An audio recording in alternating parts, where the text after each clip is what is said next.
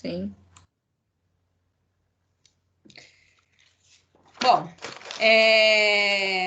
não sei, eu vou pedir para vocês abrirem lá na página 35, para a gente poder falar aí sobre blocos econômicos.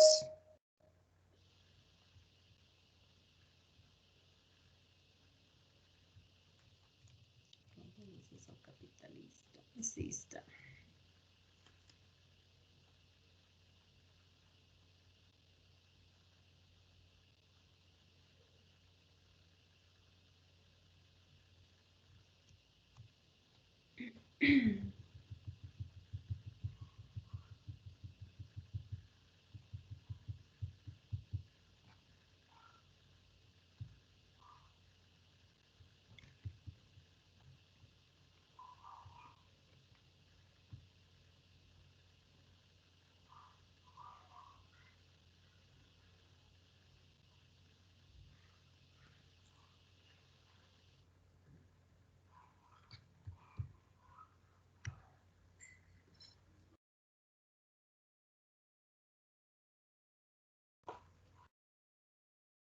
Gente, o time de vocês está normal hoje? Acho que tá, professor. É só o seu, professor. Como ele tá com vontade própria, ele faz a hora que ele quer, ele entra quando quer. Bom, blocos econômicos na Ásia, na Europa e na Oceania.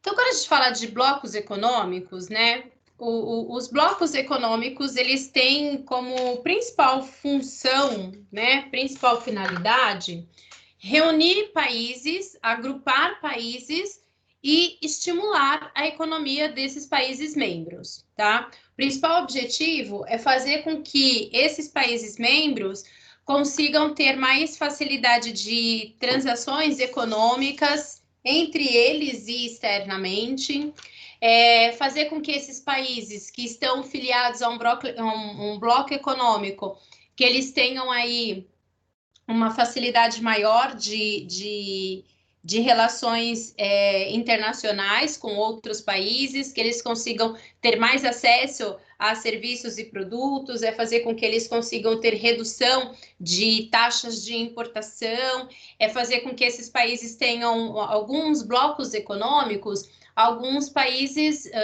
desses blocos, eles vão participar de um modelo de uma única moeda, por exemplo, né? Então, os blocos econômicos, eles têm, resumidamente falando, o objetivo de estimular a economia.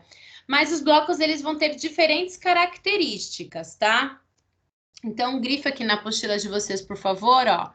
A criação de blocos econômicos foi uma forma encontrada por alguns países para proteger os seus mercados internos. Eles vão ser formados por associação de países que vão ter o objetivo aí de facilitar as trocas comerciais e estimular a economia, tá? Um dos principais direcionamentos dos blocos econômicos encontra-se no mecanismo de tarifas de importação e exportação adotadas pelos países membros. O que isso quer dizer? O que vocês entendem de tarifa de importação e exportação?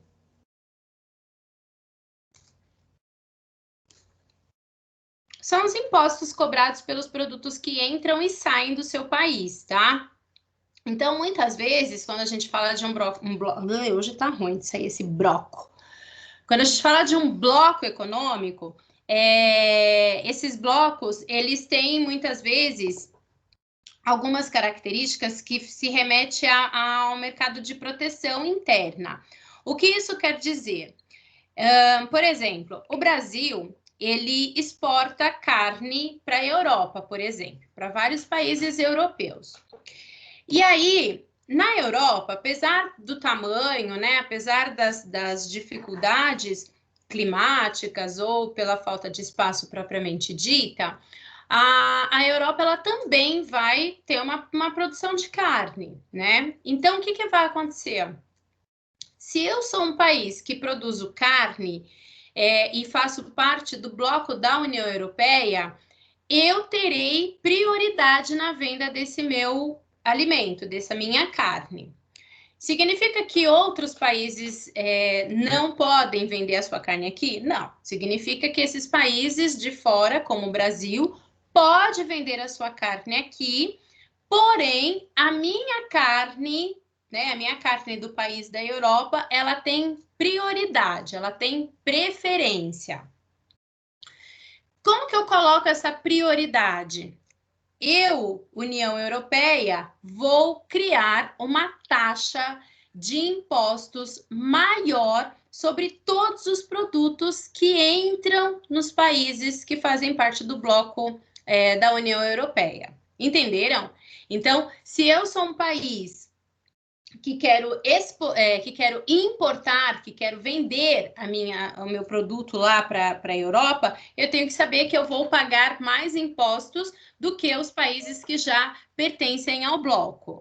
Deu para entender até aqui?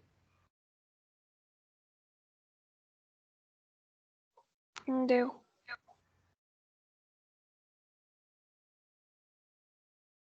Bom, aqui no Planisfério, a gente tem aí exemplos, né, de alguns blocos. Então, quando a gente fala de Ásia e Oceania e Europa, os principais blocos que nós vamos ter vai ser a União Europeia. Quando a gente fala da União Europeia, né, aqui na apostila de vocês, ele ainda está marcando esse país aqui. Vocês conseguem me dizer que país é esse? Ou quais países são esses?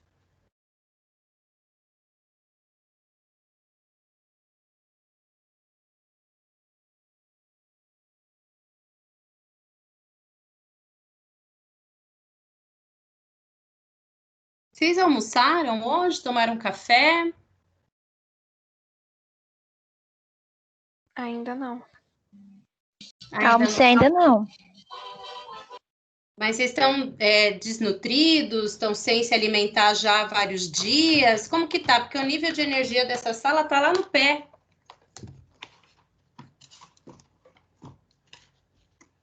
É inanição?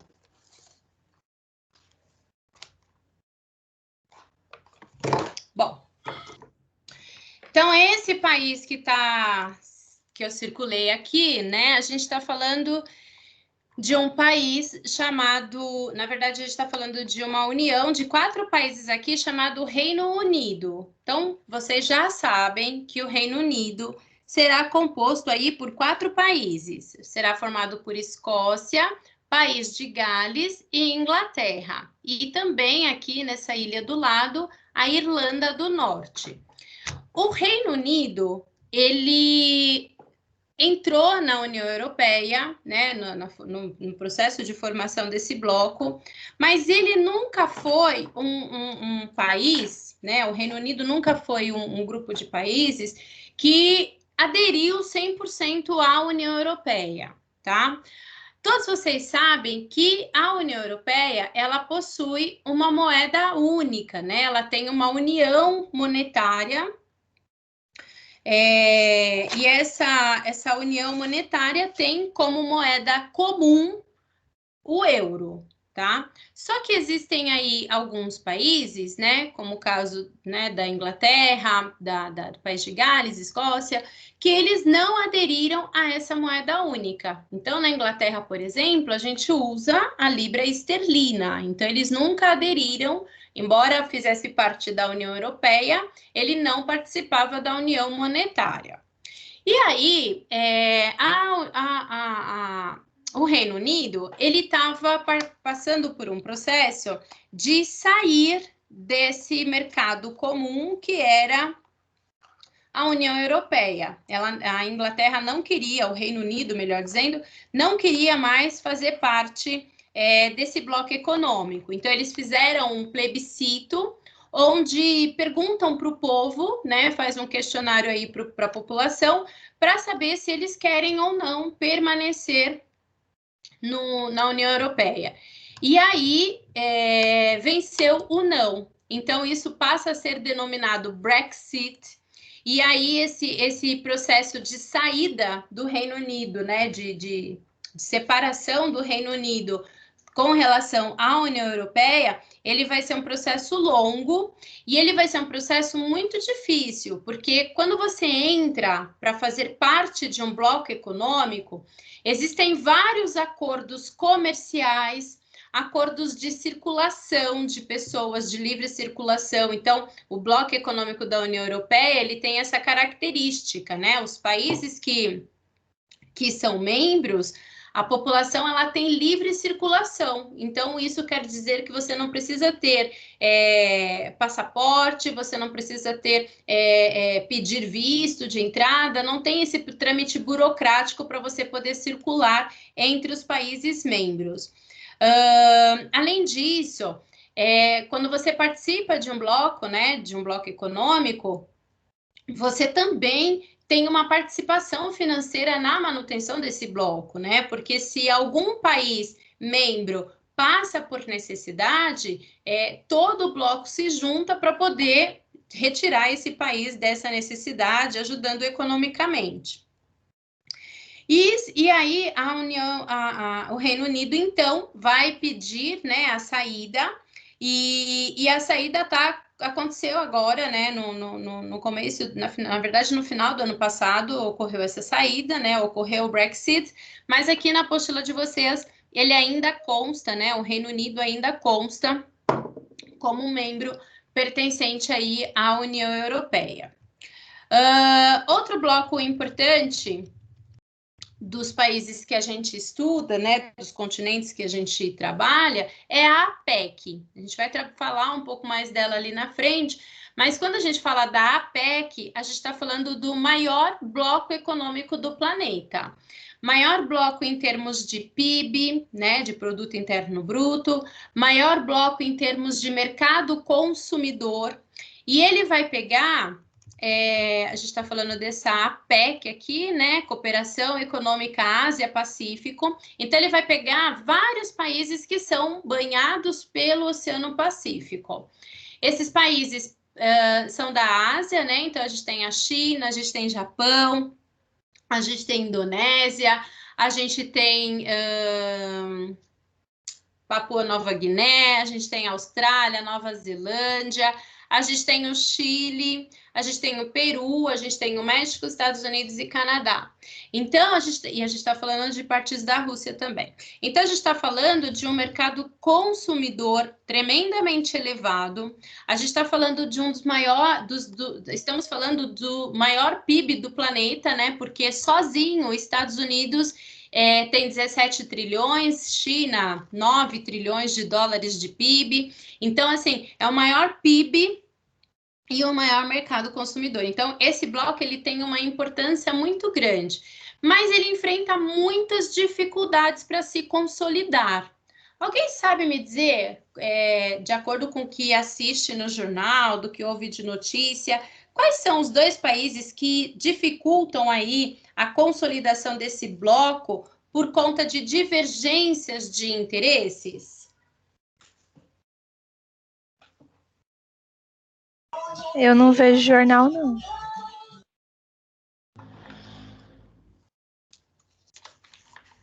Então, a gente tem aí as notícias, né, mostrando que dois países hoje disputam aí para ver qual será a maior potência do planeta nos próximos anos, né? Então, a gente tem uma grande disputa entre os Estados Unidos e entre a China. Então, por conta desses dois países terem muitas divergências econômicas, né? A gente chama até de uma guerra, a nova Guerra Fria, né? Que acontece entre Estados Unidos e a China. Existe uma corrida comercial entre esses dois, uma corrida tecnológica entre esses dois, e aí, por conta, né, dessas divergências, acaba sendo mais difícil se consolidar. E aí a gente vai ter outros, né, blocos econômicos atuando aí nas nossas áreas, né? A gente tem a CEI, né, que é a Comunidade dos Estados Independentes. Então, esses estados, eles pertenciam à União das Repúblicas Socialistas Soviéticas, e aí, quando eles são quando ocorre a dissolução, né, quando ocorre a separação da União das Repúblicas, vai aparecer esse bloco econômico aí chamado SEI. A gente tem a Associação do Sudeste da Ásia-Pacífico também, que é um bloco econômico importante, principalmente porque aqui vai falar dos tigres asiáticos, vai moldar muito aí a estrutura de como esses países vão realizar as suas produções para exportação, então as taxas, a livre circulação de mercadorias, não necessariamente de pessoas, tá? Mas de mercadorias. Então a gente tem uma série de ações que são tomadas por esses blocos econômicos que têm aí como principal objetivo estimular a economia dos países membros, tá? Tem gente para entrar? Deixa eu ver.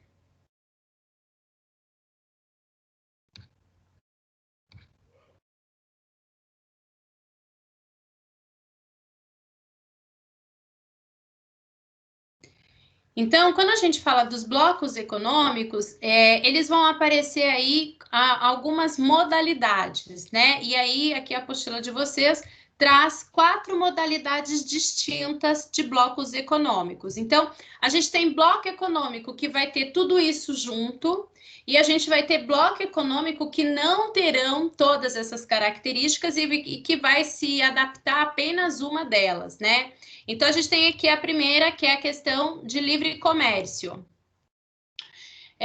O objetivo desse... Então, o bloco que ele coloca aqui como exemplo é o NAFTA. O NAFTA vai pegar Estados Unidos, México e Canadá. O objetivo primordial dos países signatários restringe-se a eliminar ou reduzir as tarifas alfandegárias entre si. Então, entre Estados Unidos, México e Canadá, existe aí essa facilidade de eliminar essas tarifas alfandegárias, né? Elas acabam sendo mais baratas entre esses países. A gente tem outros países que vão trabalhar com a questão da união aduaneira. Então, o Mercosul, que é o bloco econômico que o Brasil faz parte, aí nós vamos ter o Brasil, a Argentina, o Uruguai e o Paraguai. A Venezuela também faz parte deste bloco econômico, mas no momento ela encontra-se suspensa, tá? Por conta de uma série de ações aí controversas que ela fez com relação à população, com relação à democracia. Então, isso fez com que a Venezuela ficasse suspensa. Então, o que vem a ser essa união aduaneira? É a eliminação de tarifas, são firmados acordos de abertura de mercado interno e políticas comuns de comércio com outros blocos ou nações. Então, eles eliminam as tarifas entre os países membros. Aqui no nosso caso, por exemplo, né, do Mercosul, a gente pode também circular entre os países sem a necessidade de apresentar passaporte, visto, nada disso. Se você tem só o seu RG, que ele tenha menos de 10 anos, você já está com RG ok para poder circular nesses países, tá? Existe, dentro do Mercosul, por exemplo, um gosto de que houvesse aí uma união monetária, mas por conta de diferenças econômicas, isso também acaba ficando mais distante. O Mercosul, vocês devem ter percebido que alguns carros apresentam uma placa escrito lá Mercosul, né? Então, existe um acordo entre esses países para que as placas dos automóveis sejam todas padronizadas, porque aí sugere-se que haverá um controle maior para que não haja roubos, e se houver roubos, eu não levo para um país e vendo esse carro por lá. Então, a ideia é ter um controle aí de proteção, tá? Alguns blocos econômicos vão ter um mercado comum. Então, volta de novo aí falar sobre o Mercosul, que é a característica das duas modalidades anteriores, mais o fluxo maior de pessoas e livre circulação, né, de pessoas, fluxo de capitais e circulação de pessoas. Então, eu posso, por exemplo, a gente tem muitas pessoas que moram no Paraguai e que trabalham no Brasil e vice-versa. Tá? Da mesma coisa, Uruguai. Então, você tem essa possibilidade, essa facilidade. Alguns blocos vão ter a união monetária, como a União Europeia, por exemplo. E esse é o mais elevado grau de unificação e de organização política, porque aí você tem que ter todas essas características anteriores muito bem alinhadas. É necessário que todos os países tenham uma relação econômica também alinhada para que essa união monetária possa acontecer entre os países. Então, aqui são algumas características dos blocos econômicos, tá? Dúvida, nono ano? Por enquanto, não.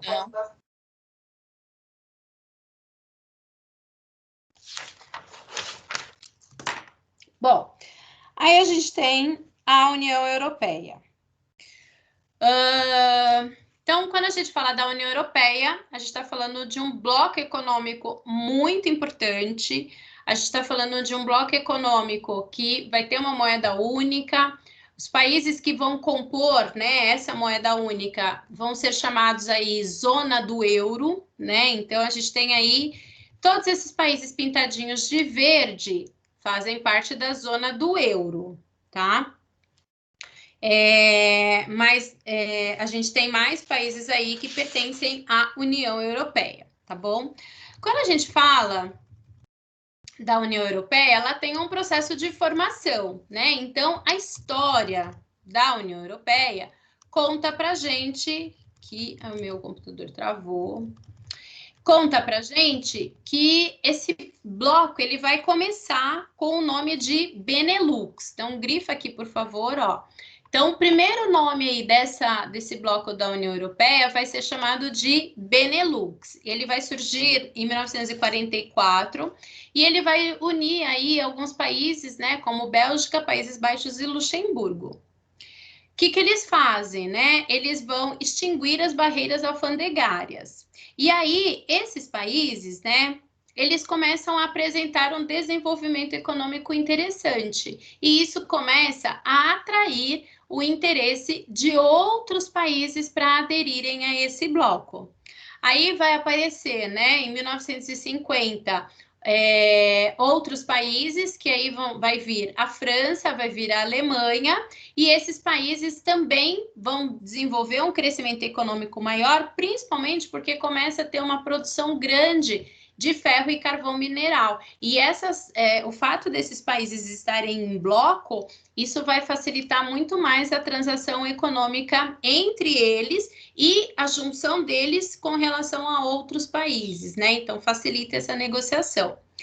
Em 1957, a Benelux vai mudar de nome. Ela vai chamar agora de Comunidade Econômica Europeia, CEE, tá? E aí, ele também vai crescendo, vai desenvolvendo. Aí, em 92, vai aparecer um Tratado de Maastricht, que vai mudar o nome da comunidade europeia, né? Comunidade econômica da CEE, Comunidade Econômica Europeia, e aí passa, sim, a ser chamado de União Europeia. Então, e aí ela agrega vários outros países, né? Então, os países vão sendo incorporados aos poucos, tá? E aí, em 1999, eles lançam uma moeda única, que é o euro, que vai aderir aí, 19 países vão fazer a adoção dessa única moeda, mas vários ficarão de fora, tá? Quando a gente fala aí do euro, né? Nos últimos anos, aliás, do euro não, da União Europeia. Nos últimos anos, a União Europeia ela vem enfrentando vários problemas, tá? Primeiro que a gente já sabe que a Europa ela apresenta um alto nível de países desenvolvidos. Porém, muitos países, né, mesmo os caracterizados como desenvolvidos, eles vêm enfrentando problemas econômicos muito graves, né? Então, a gente tem, por exemplo, a Grécia, que faz parte da União Europeia, apresentando uma crise econômica em 2008 muito grande, muito elevada. E aí, essa Grécia, por exemplo, ela entra numa crise que ela vai fazer o seguinte, ela vai gastar mais do que o que ela arrecada. A Grécia vai ter grande parte das suas empresas, né, e dos seus trabalhadores sendo estatais, né, sendo funcionários públicos. Portanto, o Estado tem um custo muito elevado de manutenção desses empregos. E aí, o que acontece, né? Quando, por exemplo, os países adotam uma moeda única, muitas vezes você tem uma elevação do preço das coisas, você tem um aumento do salário, e se eu sou funcionário público e o governo não atinge a arrecadação necessária, para bancar esses salários acaba ficando muito mais difícil. Então, conclusão, a Grécia e vários outros países aí do Reino Unido, da União Europeia, estavam gastando além da conta. E quando você gasta além da conta, fatalmente vai chegar um momento em que você não vai ter como arcar com esses pagamentos e você vai ter que pedir ajuda. E aí, nesse momento, né, em que a Grécia e vários outros países da União Europeia começam a mostrar esses sinais, né, de gastos públicos elevados, né, de baixa arrecadação, principalmente porque você tem muitos impostos que deixam de ser pagos, né, irregularmente, e aí você acaba tendo um processo de falência, praticamente, de um país. E para não cair esse país, os países do bloco vão ajudar, né? Vão fazer empréstimos e vão ajudar esses países para tentar retirá-los dessas crises econômicas, né? Só que funciona assim: eu vou te ajudar, Grécia, só que você vai precisar tomar providências muito severas para reduzir esses gastos todos. Então, a Grécia a Grécia e todos os outros países que entram nesse problema, mas a Grécia marcou bastante. São tomadas ali, né, medidas impopulares, medidas de austeridade que visa reduzir drasticamente os gastos sociais, tá? Com isso, você tem a privatização de muitas empresas. Quando você tem a privatização... Oi? Desculpa atrapalhar, mas a Ana Clara tá pedindo para entrar.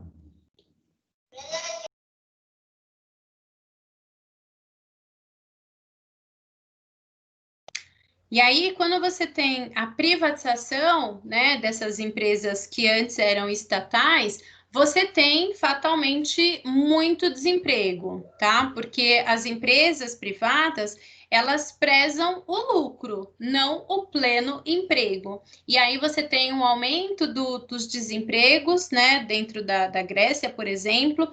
As pessoas começam a viver de doações de sopas, por exemplo, e, obviamente, você tem uma série de outras regras que são impostas do governo para a população, onde a jornada de trabalho vai sofrer alterações, então as pessoas elas vão trabalhar mais tempo, vão se aposentar mais tardiamente, a gente já falou isso para vocês num outro momento das nossas aulas, tudo isso para tentar reverter esses gastos, né, exorbitantes e tentar aí controlar a economia desses países. Então, com esse processo de crise econômica, a União Europeia ela ficou meio que instável, né, numa instabilidade.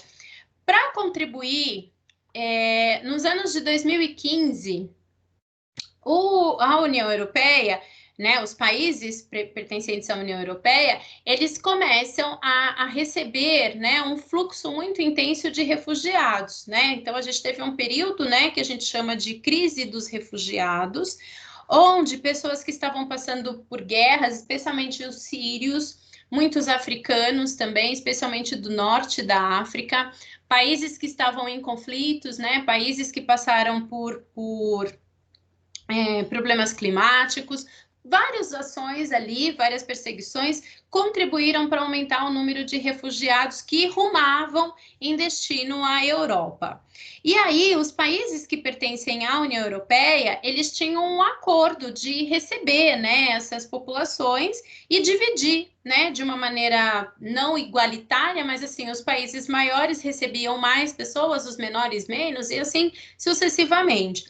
E aí, essa crise, né, dos refugiados, ela também vai trazer uma série de consequências para a União Europeia, e uma delas vai ser, infelizmente, estimulada, essa questão dos refugiados, né, dos migrantes, vai ser um dos fatores que vai contribuir para que a União Europeia perca o Reino Unido, né? Então, o Reino Unido não aceitando essa imposição de ter que receber pessoas, de ter que ajudar esses refugiados, dar emprego para esses refugiados, o Reino Unido opta, então, por sair. E quando ele faz, né, essa ruptura, isso fatalmente vai trazer consequências econômicas para o bloco, porque a Inglaterra era um dos países que mais contribuía economicamente com o desenvolvimento econômico da União Europeia, tá? Então, eu quero que vocês grifem aqui, né? O endividamento de diversos países do bloco se elevou substancialmente, recorrendo aos mecanismos internacionais de suporte financeiro, né? Então, a empréstimos do Banco Mundial e do FMI, os países mais e aos países mais ricos do bloco, né? Então, os países mais endividados, eles recorriam aí a empréstimos e isso fazia com que as dívidas fossem aumentando, porque quando você faz um empréstimo, você reduz o seu poder de compra, porque o que você tinha antes, agora você vai receber menos, porque você tem que pagar uma conta. E aí, eles vão impor, né, o que eu falei para vocês, medidas impopulares, né, de austeridade para reduzir os gastos sociais. Isso vai elevar o desemprego, vai penalizar os setores mais vulneráveis da população. Por outro lado, a União Europeia precisa lidar com o Brexit. Já falei que já está lidando com o Brexit, já tem a separação, já não quer mais, já saiu, já está fora.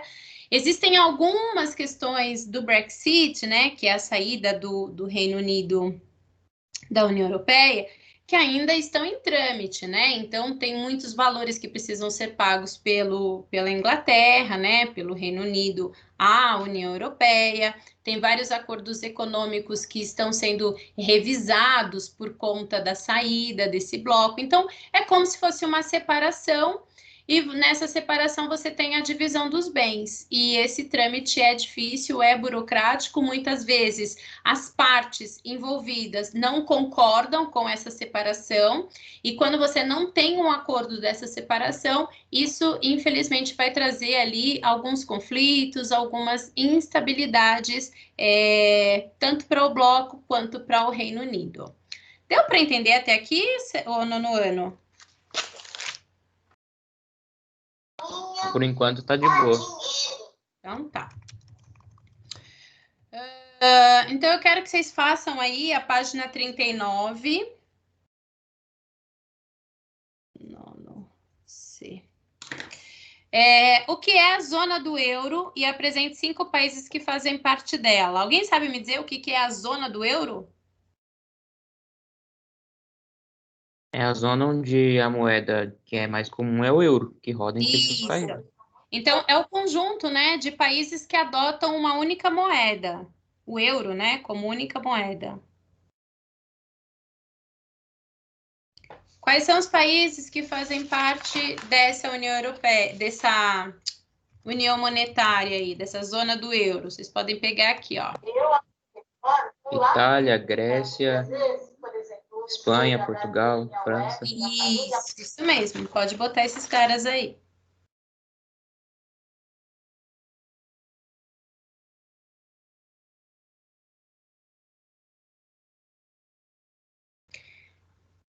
Deu?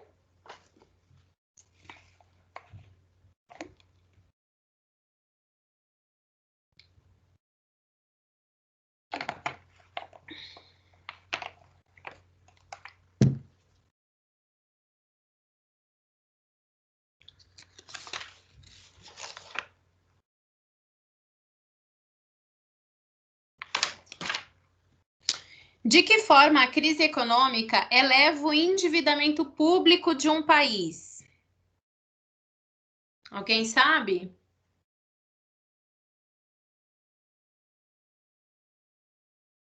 Porque todo país tem uma certa quantidade de imposto a ser paga e talvez não consiga pagar.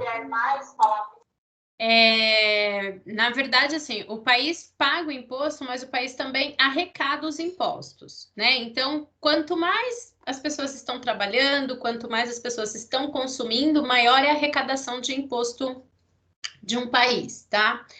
E aí, com essa arrecadação de impostos, ele vai pagando aí todas as coisas que ele precisa pagar. Se esse país, né, entra em crise, significa... O que é uma crise?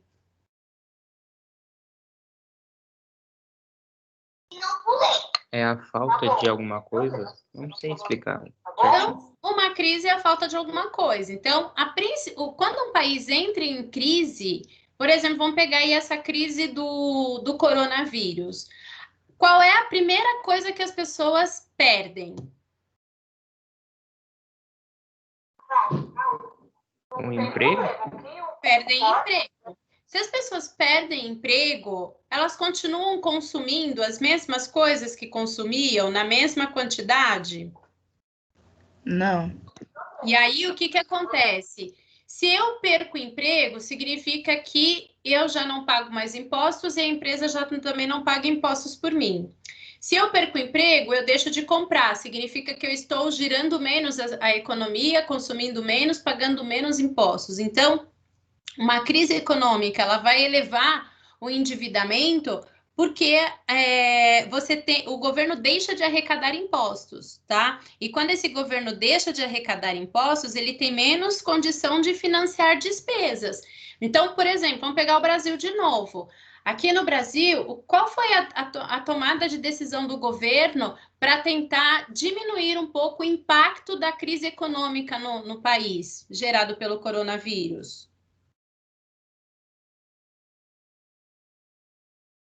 Qual é a ação que o governo faz para as pessoas?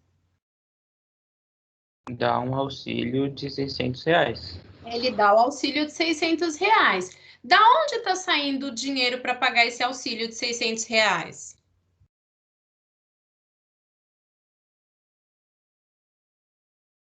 Dos impostos que foram pagos por nós?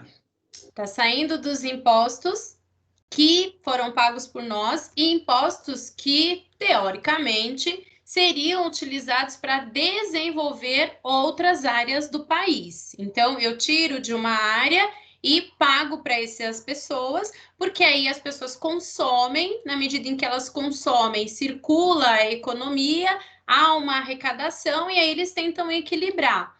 Só que, se o governo continuar mantendo esse pagamento, se não houver a retomada dos empregos e as pessoas continuarem recebendo esse auxílio, vai chegar um momento em que essa torneira vai secar. Você não terá mais de onde tirar o recurso. E aí, reduz o consumo, reduz a arrecadação, reduz as áreas que esse governo investe e esse país entra numa recessão, tá?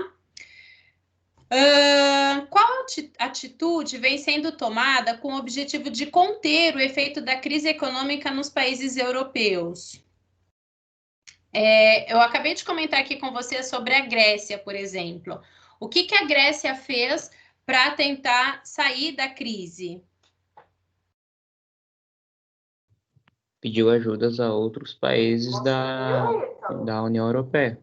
Então, ela vai pedir ajuda, ela vai pedir empréstimos para outros países. Além de pedir empréstimos, ela vai criar medidas, né, que a gente chama medidas de austeridade, que é um controle maior dos gastos, vai reduzir, vai demitir pessoas, vai privatizar empresas, até que haja aí uma recuperação econômica. Então, eles vão pedir, principalmente, empréstimos para outros países. E para eu te emprestar esse dinheiro, país, te emprestar esse dinheiro, eu faço uma série de CIS, né? Se você reverter essa economia, eu te empresto. Se você demitir pessoas, eu te empresto. Se você aumentar a taxa de aposentadoria, eu te empresto. Então, eles vão fazer uma série de restrições para que esses empréstimos sejam concedidos, e esses países precisam, então, alinhar, né, essas medidas austeras aí para conseguir sair da crise. O que foi o Brexit e por que ele ameaça o futuro da União Europeia? Então, são 13h50. A gente vai responder só essa e aí depois a gente já fecha, tá? Então, o Brexit foi o quê?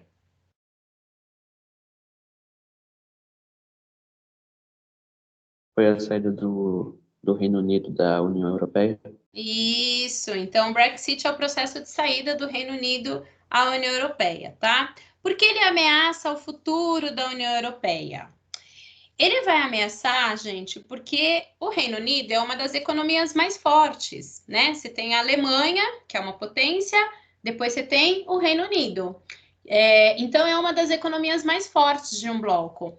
E quando você perde, né, uma economia grande dentro de um bloco, esse bloco perde a força, tá? Ele perde valor, ele perde mercado consumidor, ele perde uma série de coisas. Então, por isso é que muitos entendem que a saída do Reino Unido da União Europeia, ele pode trazer aí severas consequências, inclusive aí para o futuro da União Europeia.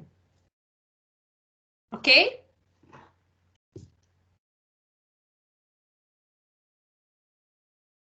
Ok. Então, nono ano, a gente termina Cooperação Ásia-Pacífico na semana que vem. E por enquanto, obrigada pela participação de vocês. Deixa eu só ver quem está na sala, só para eu poder colocar a chamada.